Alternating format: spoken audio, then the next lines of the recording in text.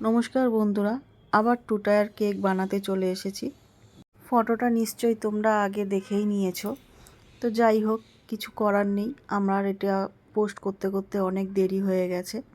দেখো, নিচেরটা ছিল চকলেট ফ্লেভার আর ওপরটা ছিল ভ্যানিলা ফ্লেভার। দেখো, আমার ক্রিম কোটিং হয়ে গেছে। দুটোই আমি পিঙ্ক কালার করেছি। এটা একটা ছোট্ট বাচ্চা মেয়ের জন্মদিন ছিল, আর আমাকে বলেছিল আমার পছন্দ মতো করে দিতে। তো দেখো, আমার ক্রিম কোটিংয়ের পর নিচের কেকটার ওপরের কেকটা বসিয়ে নিয়েছি। তো এবার আমি ডেকোরেশন করব। তো চলো এবার ডেকোরেশন করি। এই যে বারবির একটা ফটো নিয়ে নিয়েছি, তার মধ্যে একটা টুথপিক সেলুটিপ দিয়ে লাগিয়ে নিয়ে একদম মিডিলে বসিয়ে নেব। তো দেখো, আমি মিডিলে বসিয়েও নিয়েছি।